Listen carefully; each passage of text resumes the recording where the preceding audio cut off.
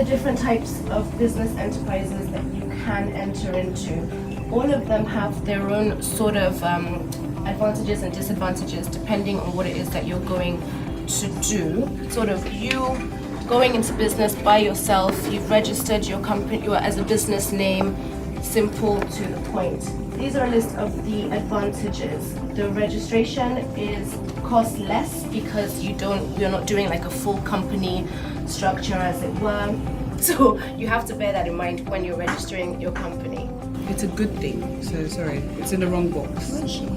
She's got to. Why is it a good thing? Unlike a limited liability, with the sole trader, you actually do lose everything because it's just you and the business. Because no separate legal entity, yeah. exactly. So it's difficult, more difficult to form and operate. And then finally, the 10th one, which I feel as if people had the most trouble with, which is how does the separation of ownership and management affect incorporated companies? When you tell them about it, like, I don't care. Like my friend came to see me, I was telling her about trademark. I'm sorry, but she's not a designer. I'm going to be like, it's expensive, but how can I do it? I'm not going to tell you, no, I don't care if I'm not copying everybody else's work. Then it doesn't make her a designer. I feel like she's just another retailer, someone that's just reproducing what other people.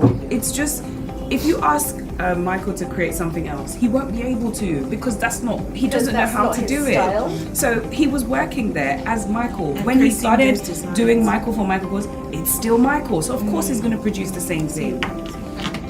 Anyway. I mean, right? Everything is copied. Sorry, I'm going to let you finish. But can we just have a hands up if we think that they're similar, or if you think they're different? If you think they're the same bag, can you put your hand up? I don't think they're the same bag. Okay. And honestly, I think this is a very terrible example because these bags are so simple.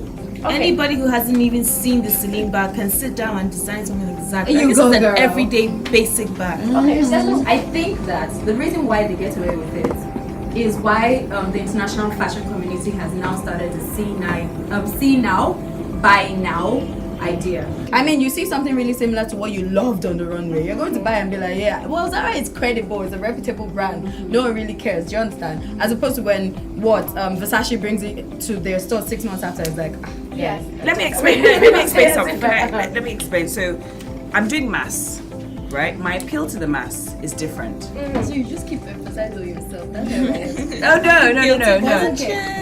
The thing is, mass is different.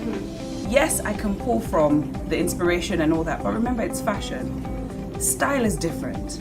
Fashion means everybody. It means my interpretation, right, of that thing, of that style. It's easy for mass market to be able to copy, in inverted commas, luxury brands is because there aren't enough IP laws to protect them. Yeah. I will give you an example.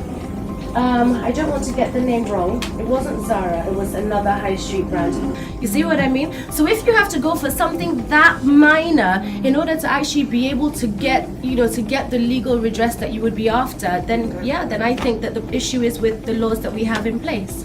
I know that, things will eventually get diffused. I mean, I can't control every tailor out there or every seamstress. That's what brother patterns were made for when we're growing up. They're popular style stuff that people like, and then you can go buy the pattern and then make your own in your house. Something made by a seamstress, it's okay, but not by a design label. Yeah. In the same space, it even gets worse. Exactly.